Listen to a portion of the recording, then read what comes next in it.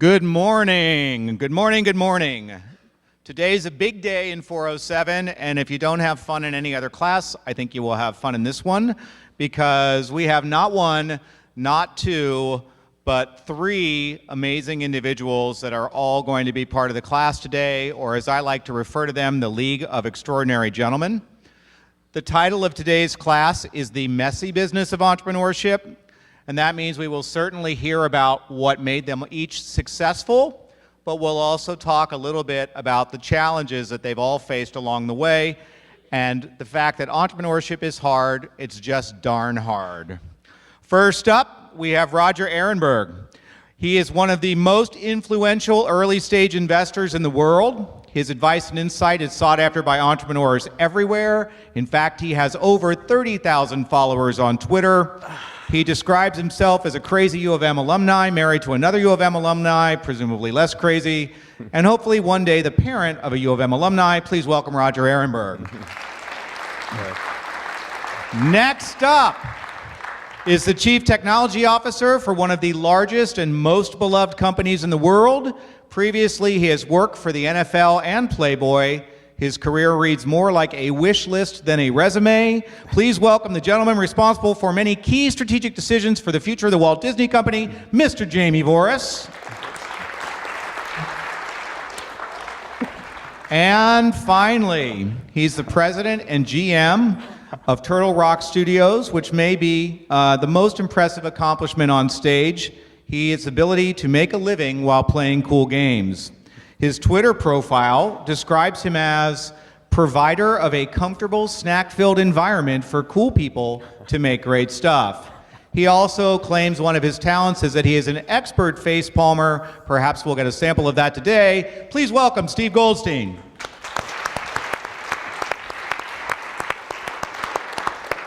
Today we have three different perspectives: early-stage investor, president of a startup company, and somebody who is responsible for incorporating innovation into a large company.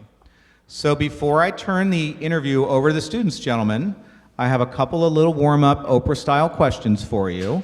Roger, we'll start with you. Can you tell us how you are the same and how you are different from your 12-year-old self? What kind of a lead-off question is that? So many ways that could go. Yeah, so I would say the ways that I am the same is I'm playful, I'm a knucklehead, and I'd like to think I still have the joy of my younger self. And I think that's probably one of the things that I am most proud of, is having preserved that. In terms of how I'm different, certainly there is a degree of awareness of the impact of my actions on others that I didn't really internalize at age 12. And I would say that, I'm not too cynical. I would say that's it. Jamie, what about you? Oh, I thought I was going to get a different question. This is very Okay, I'll give you a different question.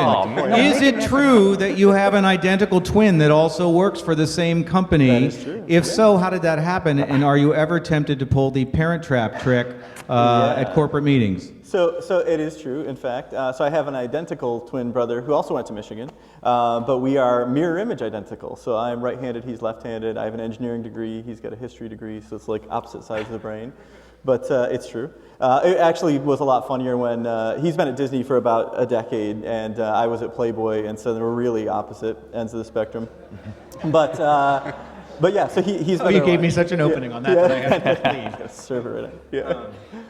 Okay, and Steve, my question for you is, I did not recognize you today because once upon a time you had a lot more facial hair than you have now, and in fact, you chronicled the shaving of your beard in a fairly emotional pictorial on Instagram, I believe, or perhaps Twitter, on January 31st of last year? Yeah, that'd be right. Did you lose a bet? Did you have an emotional awakening? No. What happened to the hair, Steve? So what happens a lot in the games business is people get to a point in production where everyone decides, okay, we're not shaving until the game launches. And somebody started that a year and a half before a game was going to launch. So it led to me looking like a rabbi for the most part for way longer than my wife wanted. And I got to shave when we went gold, and going gold is when you hand over your game to manufacturers to start making it. So that was a big moment. Got it. All right, I want to talk about culture within your companies and the companies you work with. Jamie, I'm going to start with you on this one. One of your fans on LinkedIn who worked with you at the NFL described you as a true leader who understands how to foster a culture that is conducive to innovation and collaboration. How do you do that? So I think, there's a lot of ways. I think one is we talk a lot about the idea of not being afraid to fail and being able to try things and creating an environment that is kind of open and collaborative. And I think the root of it all ends up being trust, right? That if people feel like it's a safe place that they can try things and it's okay to make a mistake, then they're more willing to be creative and innovative. And it's tough in big companies because you have a lot to lose, right? I mean, the stakes are pretty high, but I think ultimately that's kind of the root of creativity is trust. Okay, and Roger, you guys provide extensive open source resources on your website for would-be entrepreneurs. Including literally how to create a board deck for companies that are not even yet part of your portfolio. Can you talk a little bit about the how and why of that open source approach to extending those resources out into the world? Sure. I mean, I think we feel like creating companies is really, really hard, and there are some elements that don't really have to do with the specialness of the founders or the idea itself, and we want to kind of try and demystify some of those things that are just table stakes for actually thinking through how to build a business, how to present the business to others, and to empower people to like Jamie said, to try and fail and iterate. So by providing that framework, we just want everybody who is sufficiently interested to give it a shot. Steve, I had to write these down because you seem to take culture to the exponential level. You make a public promise to your community that sounds suspiciously like marriage vows, saying you will create, listen, improve, respect, respond, support, give, and be. Can you talk a little bit about how that promise was created and how, as president, you are personally able to live and embody that on a daily basis? Sure. The thing with the games business now is, there was a point in time in games where we used to call it ship and forget, right? So you create the game, you put it in a box, it goes out, and then you're on to the next thing. And games don't work that way anymore. Games are more of a service where we're engaging with an audience and we want to make sure that the audience is getting the best possible experience that they can. And in order for us to make that happen, we are always listening to that audience, trying to find out from our consumers what they like, what they don't like about the game. What are things that they're bringing up that maybe we haven't noticed yet? And when they do bring that up, how can we address it and make it better? So we're always in a constant dialogue with them, because if we're not in that dialogue, then we fail. And you had some questions for the audience yourself, so I think I'm going to transition out of this chair into the audience and bring up our student interviewers. But if you would like to take the stage for a few minutes and ask the students some questions, here's your shot. Yes, it's just a quick survey. I mean, the lights are bright, so it's a little hard to see. Raise your hands. How many people have a PlayStation 4? Okay, Xbox One? All right. How many people play Call of Duty? Halo? League of Legends? All right, cool. That helps. Thanks, guys. Appreciate it. All right, He's not going to tell you why he's asking. Yeah, I just want to know, because I'm like, if I'm referring to stuff that you don't know what I'm talking about, then it's not very helpful. So now I know what I have to explain. All right, so going directly off that, Steve, so I was kind of curious, what really led you to get into the gaming industry, and then further, like, what game that you've developed have you really most enjoyed working on? What got me into the game industry? So, back to the earlier question, I haven't really left my 12-year-old self, and I've been playing games all my life, and didn't realize until the late 90s that there was this actual business that makes games, and there was all these people that actually work to do that. And so I was a lawyer at the time, and suddenly decided I was a games lawyer. And then I had to figure out what that meant, and wound up working with a bunch of games companies and eventually started running one. As far as games that I really love playing that we've worked on, we've only made 2 games, and I do love them both. So one is Left 4 Dead, which came out many years ago, and our latest is Evolve. Awesome. Thank you. In going back to your college days, you all had majors. I know you studied IOE, business, and English. How, though, when you transitioned into your professional careers, did your major get brought up within what you were doing day by day? I'll let you guys grab that first. English didn't really work out for you? I know how to read. It's been great. Super helpful. Yeah, no, that's good. I would say for me, I had started as a mechanical engineer and decided pretty quickly that that wasn't what I wanted to do for a living.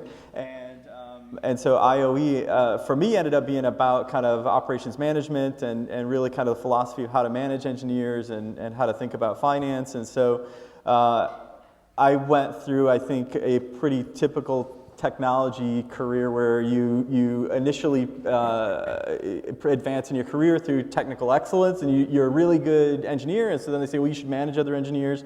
And then they say, oh, now you should manage groups of engineers, and now groups of groups, and each of those kind of turns takes a vastly different set of skills, and particularly in technology, I think most people don't acknowledge and recognize that, and they often fail as a result. So for me, that kind of base of really understanding how to manage people and work through teams ended up being hugely important in my career. And so I spent my first few years in liberal arts in the honors college, and then I went to the B school before it was Ross. And for me, actually my writing skills have been critical in every phase of my career. Even when I was on Wall Street and derivatives and trading, the ability to communicate well was always super important. And then as I moved from that into kind of tech VC, the things like negotiation theory and having spent a lot of time with the case method help me think kind of orthogonally. And when you're looking at a lot of these nascent businesses where you don't have you've sparse data, a lot of it is being able to intuit what this can become. For sure. So to kind of flip that question, is there anything you guys wished you studied in college or a class you wish you would have taken that might have helped you in your career that you didn't learn until later on? Entrepreneurship Hour 407. Well, I would say actually the funny thing about that is I do think a lot about, my 2 favorite classes I took at Michigan. One of them was entrepreneurship. They were both taught by the same professor, who's Andrew Crawford, who has passed away since, but was amazing. And I do think a lot on the things I learned in that one class specifically have come up throughout my entire career over and over again. So I know it's a joke, but you may be surprised at how true it actually is. Do you think you can actually teach entrepreneurship? Sorry? Do you think you can actually teach entrepreneurship or teach someone to be an entrepreneur? I think I would say Roger probably has a better perspective on that than I do. I think that there are certainly things that you can learn that will be incredibly helpful and influential along that path. I don't know if at some element you may feel, I guess I'll weigh in on turn this it over one. to you. Could I teach entrepreneurship? No, can you? Can anybody? Can it be taught? Can it be taught? It's like teach somebody to be Michael Jordan. How about that? So I think the answer is yes, you can. I think there's this sense that I want to start a company. Like, I think that is the wrong mental model. I think it's I have to start a company because this thing is inhibiting my ability to sleep. I can't eat. It's burning a hole in my brain. Or I've lived through something and I now have this secret. I have this insight and I'm going to make this thing real. That's a good reason to start a company. Given that, can entrepreneurship be taught? Yes. But earlier you guys talked a little bit about, and I think Jamie, I'll pick on you again for a second, creating an environment where it's safe to fail. And there's lots of failure associated with entrepreneurship's a high-risk proposition. Are any of you, Steve, I'm looking at you, comfortable of sharing mistakes or failures that you've made along the way and what you learned from them? Yeah, sure. So I ran a company prior to the one that I'm at now, and I was handling business development and started a online operations subsidiary for them, and that company crashed and burned. And unfortunately, with the way that games work, it's a very hit-driven business. So if your game doesn't take off, your company's over. And I feel that Left for dead, so to speak. that was good. See what you did there. But when I worked at that company, I found that I was an incredibly aggressive negotiator and took the position that you would either win or lose a deal. And I think that was a mistake. And now I realize the value of our partnerships that we have with other companies.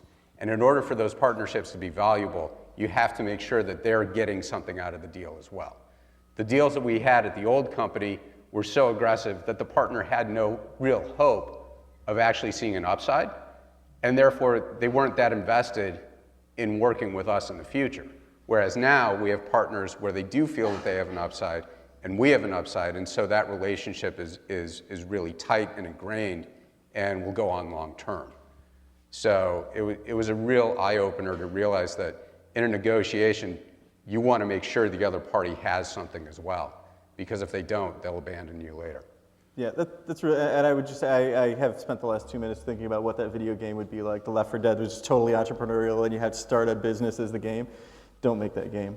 That's not a good game. But I think that's a really great point, and it's definitely something that's come up multiple times in my career as well. You know, when I was at the NFL, I obviously really good negotiators, and they have done very well with their business. But there was also this continual hyper cognizance that there's a limited set of partners you can work with, and you need them to be healthy. A healthy ecosystem benefits everybody. So hyper cognizance of the value exchange that happens in a deal, and leaving something for the other side to keep them healthy, which is not something the film industry does. I would say is that Yep. a lot of the film industry exists to put, well, at least the way that it works is they put partners out of business. You have situations like a few years ago, Life of Pi was winning a bunch of Academy Awards for visual effects, while Rhythm and Hughes, the visual effects house that did all of that work, was declaring bankruptcy literally at the same time. And that's kind of what the film industry has done to its ecosystem, and it's a real challenge. Yeah, Roger, any thoughts on failure? I'm sorry, I didn't mean to cut.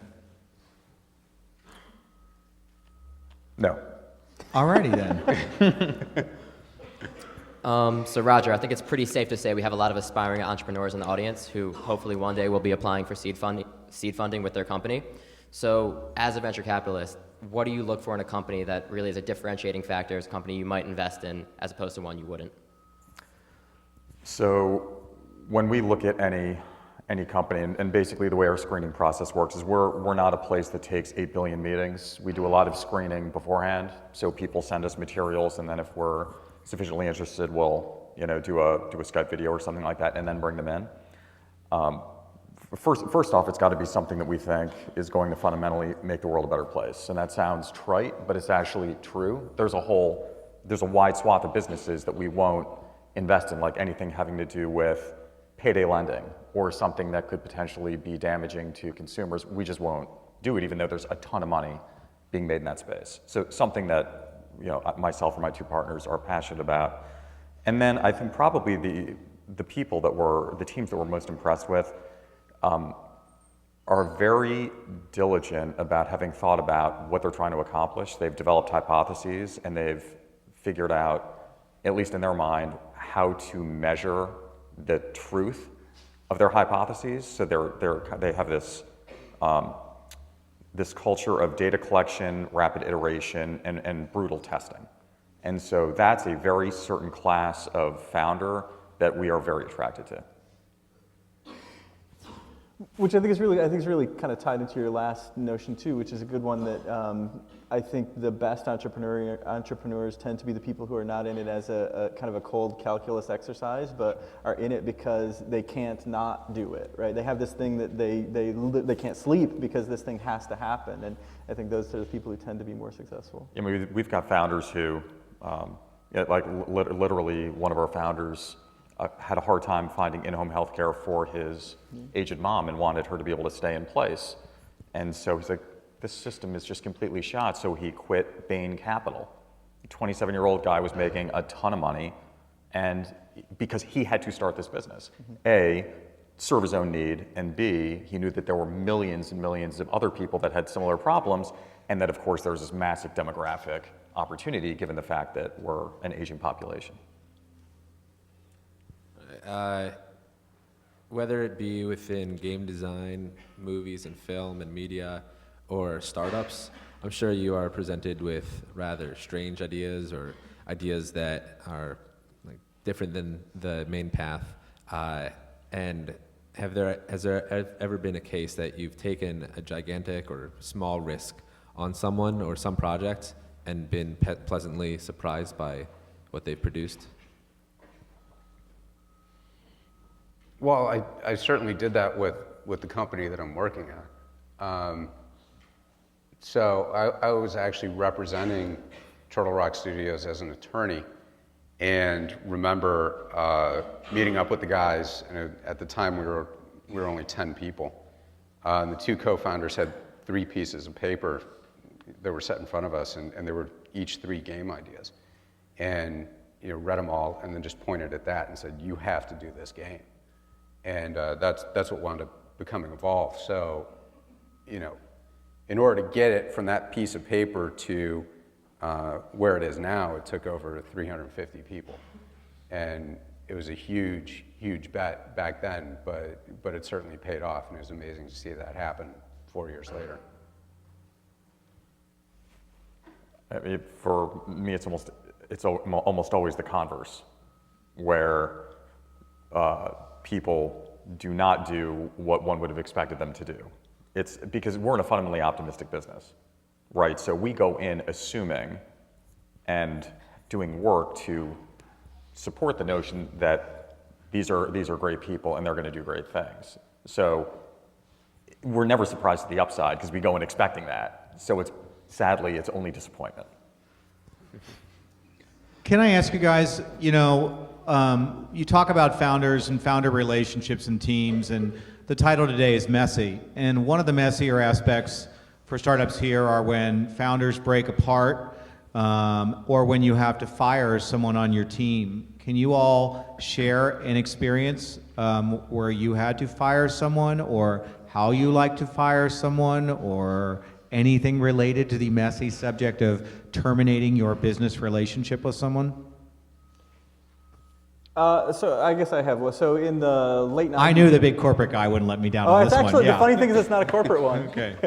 Nice try. So No, I was actually going to talk about in the late 90s. I was doing a startup in San Francisco, and we had a period where so I was a co-founder, and we had a period where there was a downturn in our business, and I had to let 35 people go in one day, literally in like a 4-hour period, all face-to-face. And it was brutal.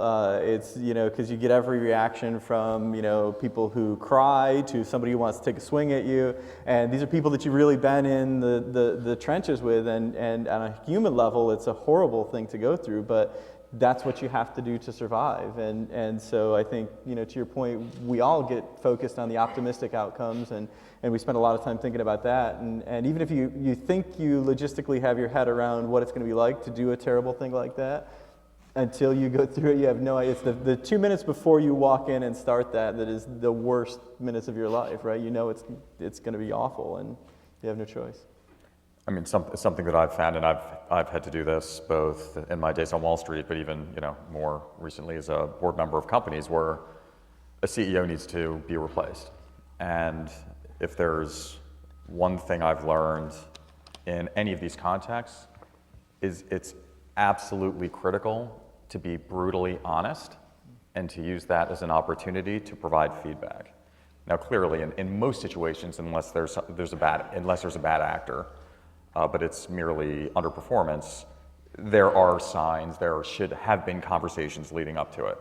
Again, and those are not fun conversations either, when you're telling somebody that they're not doing as well as they believe they might be doing, and then giving them the opportunity to remediate. But a lot of times, once it's already in that mode, it's very hard to come back.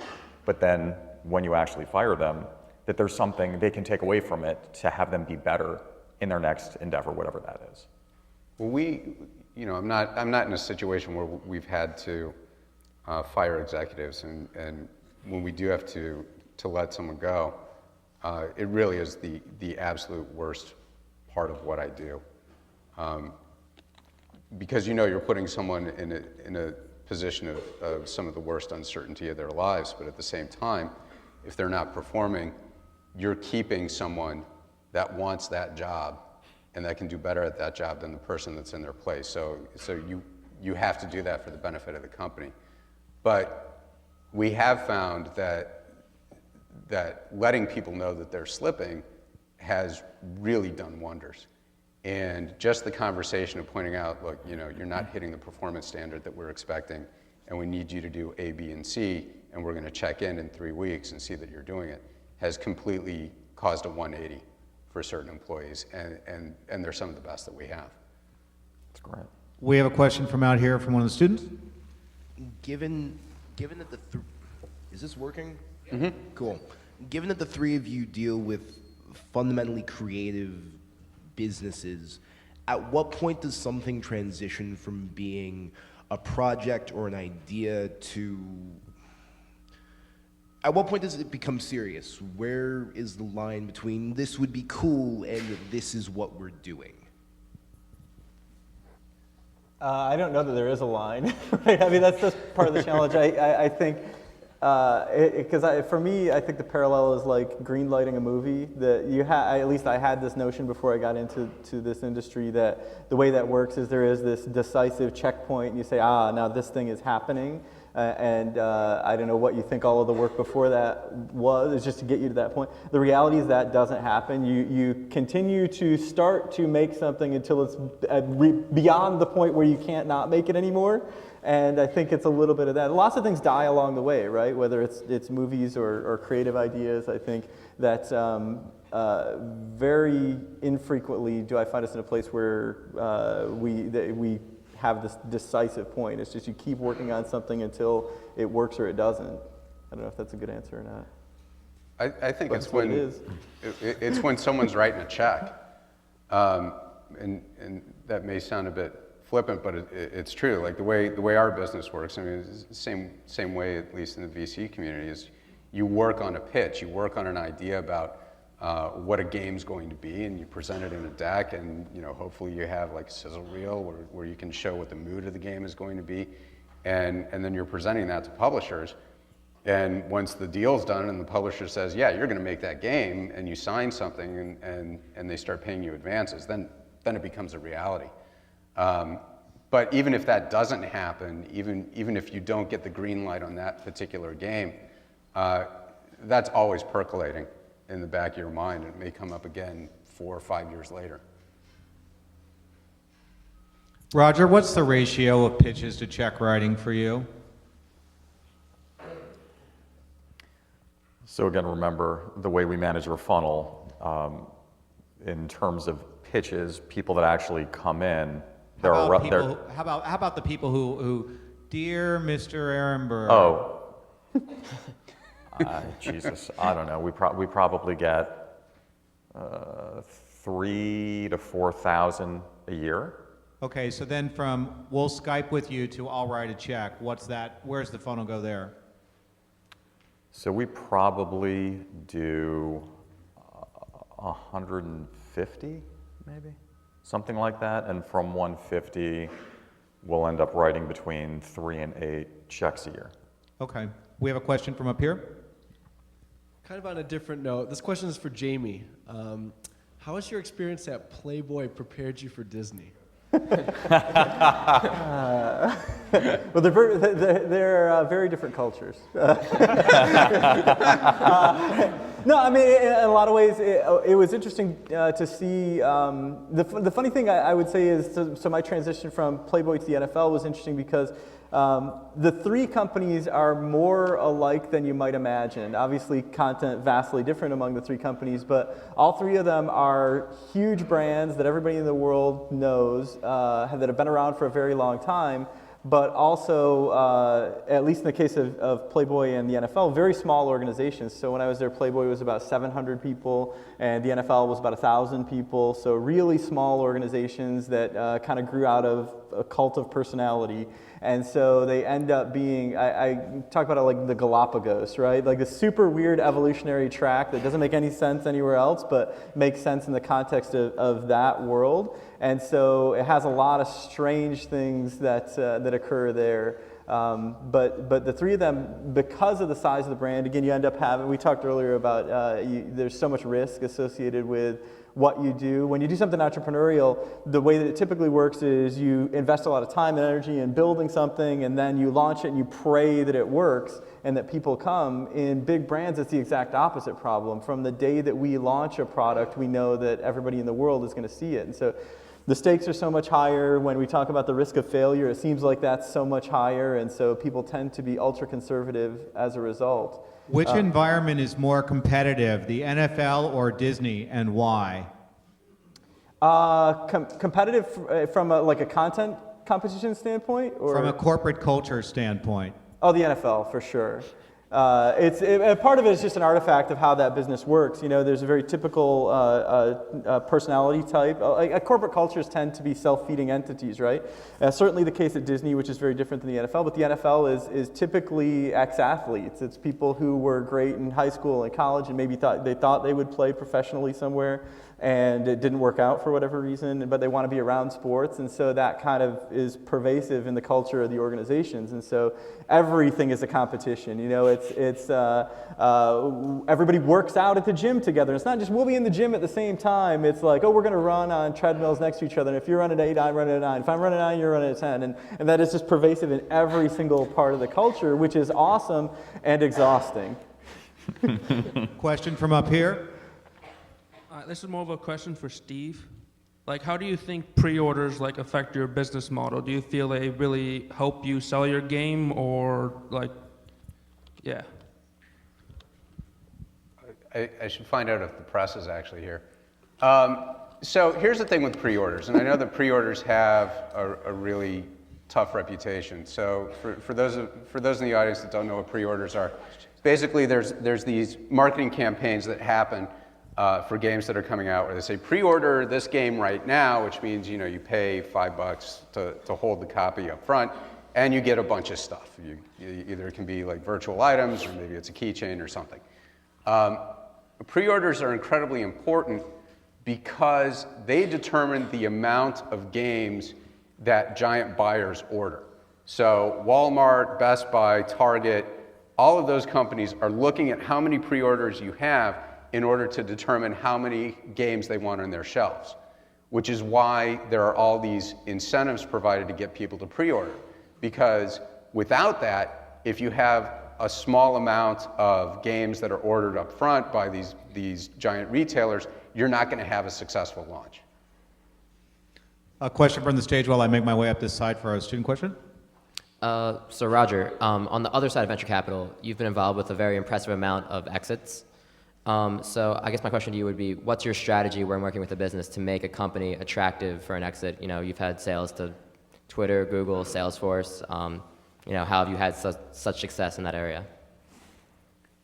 So I guess it depends on how you define success. Like, to me, there's success by selling to a corporate, selling to a strategic, and then there's success by going public. I mean, to me, the most gratifying is companies that go public. And it's just completely separate from economics, just the fact that there's sufficient interest in the public markets to have a broadly distributed set of securities in a company. Like, that to me is insanely exciting. And to do that, there is a whole series of steps to be kind of IPO ready. And you look at a company like a Buddy Media that sold for, 800 million to Salesforce. That company was so far away from being IPO ready as in terms of its operations, its processes, its reporting, not even close. Then I've got companies in my current portfolio that actually are IPO ready, and they look and feel totally different. So to me, it's you can obviously have great exits. However, right, in Buddy Media, there's a lot of interest. People wanted to own brands on Facebook, so that was an extremely scarce asset. They had first mover advantage. There were two others in the market, but they were the behemoth. But then again, there's something super exciting about companies that actually want to play the extremely long game and go public. So, Roger, Yes. you are actually in the movie trap scene, and so I'm staring at the last leg of your chair. It looks like you're going to go over at any moment. So maybe our student interviewer might swap out. I don't know. The back one on that looks pretty hokey too. Oh, Tom, What are you doing thanks, over man. here? Can you invest in some decent chairs? No. I just thank you to the person in the audience who pointed out that we were precariously close to you being prepared. You watch, it's gonna go over. Wow. That would have been fun. That would have been funny. I say he's not nearly as Anyone who would like to donate for new 407 chair? The Roger Ehrenberg chair. From the audience. Right. So not all ideas can become a startup, but what characteristics of an idea that can have?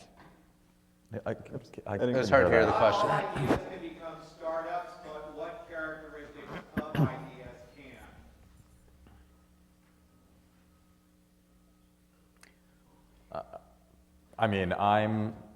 I think almost anything can become a startup. It depends on what the objective is. If the objective is to have a lifestyle business and something that's small but can effectively sell to a small group of customers, that's fantastic. It's not going to be a venture-backable company, but not every company needs to be, and most aren't.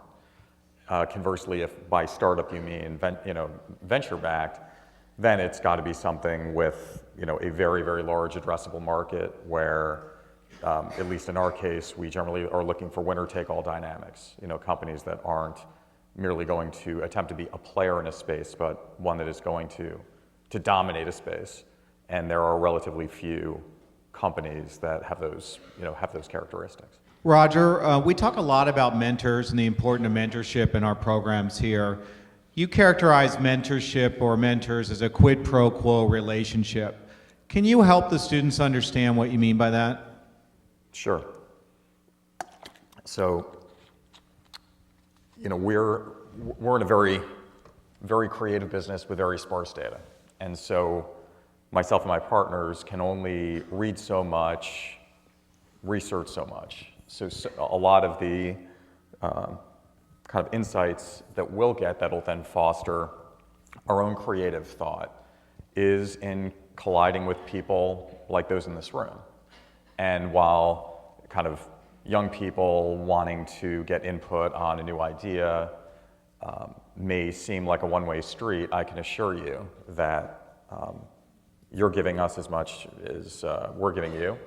And so that's just the general, but then the more specific is if you are in a mentor setting, you should be proactively thinking, is there something I can do? And a lot of times there isn't on the surface. You're necessarily meeting somebody who's more experienced, more rich, more powerful. What can I do to help them?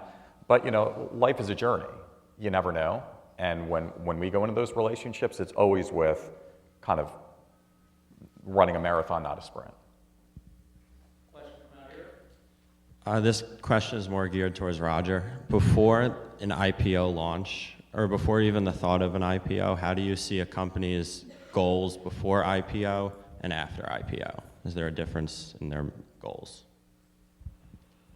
Not in super fast growing companies. The kind of technology companies that I've been involved with that have gone public, no, their goals are largely the same. I would say it's only, if they're big enough like a Twitter, then they can become distorted because once you are a slave to quarterly earnings, then that can pervert some of the the innovation and the really long-term thinking that's what made it great in the first place. And that is, in fact, for really creative companies, the greatest risk of going public when you don't have dual-class stock, where you've got a founder that still is retaining effective control so that they can continue to invest for the very, very long term. So I'd say that's probably the principal difference. Can I ask each of you guys, because we're getting close to the end here, you talked about your college experience and what helped or didn't help your careers, but in sort of a more abstract way, what makes each of you successful? Could I do one other thing first? Sure, you can do whatever you want. So I'm not sure. So there was just a tweet that came out that said that I said that the Playboy and Disney cultures had more overlap than you think. Could I just clarify that? Absolutely. Before I get called from work. Yeah, the point I was trying to make there. Wow, I'm sorry. By the way, he's wearing an Apple I don't know who Watch. Boyd Falconer is. Why, but- apparently Steve the Media is here. This is So happening right now, yeah. I'm so excited so for the this point- next Disney movie. What's that? Yeah, right. Yeah. So, the point I was trying to make there is the importance of distinct corporate culture. I think the cultures of those companies are really different, but I do think, because I have a little bit of a different perspective on entrepreneurism, right? Having worked at big companies and trying to innovate within big companies. And so I think one of the most important things that you can do if you care about that is choose a culture that fits well for you. And you know, the question about the NFL culture, I think the NFL has a very specific, very competitive culture, which is amazing. Disney has this completely different but incredibly well-defined culture around collaboration, and people are happy, and again, very self-selecting cultures. And so I think the important thing for you, if you care about innovating in companies, is to find the company that kind of matches your personality. So the point there was not that Playboy and Disney are alike, but that they both have really strong corporate cultures. thank you for the clarification, and I will back you up on this because in my former life, I sold many television shows to the Disney Channel, and I also went through 3 rounds of interviews to replace Christy Hefner as CEO of Playboy when she stepped down. So don't confuse what you said with meaning that they are alike. Let's go back to that success question. Steve, help a brother off a ledge. What makes you successful? I think what made me successful is being able to spot opportunity or create opportunity wherever it may be. And you know, thinking about how I got my start, you know, I actually worked in the music business for a few years, but the way I was able to do that is when I graduated from Michigan, moved to LA and got a job at Tower Records. By the way, that's a place where people would sell CDs. And by the way, music. CDs were... Yeah, and CDs were what music used to be on. So anyway. But when I worked at Tower, I would check people's corporate business cards when they were paying with credit card, because that's where everyone from the music industry used to go to buy new CDs. And that led to starting conversations with various executives at record labels, which led to a job there and so forth and so on. And that's just kind of carried through with everything that I've done in my career, which is to always find where an opportunity may lie and just grab it. So I was going to say, I not too long ago, I heard a quote that I really enjoy that I think kind of works well for that. It was actually from Bob Hope, who said, "In my career, I've been very fortunate to be in the right place at the right time, but then I also made sure that I was there."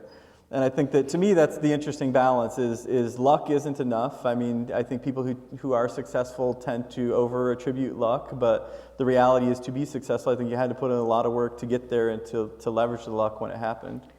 Roger, thoughts from you? Yeah, I think it's always being uncomfortable. You know, one of the things that includes where you're sitting on this stage. Well, and now I'm extremely comfortable. I wish I was in the booby trap chair. Anytime I felt like I got it, I got very uncomfortable, and then I would agitate to do something else. And so when I started in derivatives, I had no background in trading, yet I was excited about learning, was extremely uncomfortable, and then got really good at it. And then I ran a big trading business, very uncomfortable, got good at that. Venture capital, I am still insanely uncomfortable. I am so insecure about my skill as a venture capitalist. And those kinds of things are tremendously motivating for those who just want to always be learning. So I think that's been insanely helpful in my career and life. Okay, first of all, I would like to thank the School of Information for not only pitching this panel, but providing the incredible talent that we've had on the stage today. Thank you very much, School of Information. I would like to thank each of you for being willing to open yourselves up here on stage. I hope nobody else tweets anything that causes any concerns for anyone during their stay in Ann Arbor. And let's have a big round of applause and thank you for our guests tonight. If you think about like disruption, right, the extent to which software is disrupting every industry vertical, right? If you think about like various startups that have completely disrupted the existing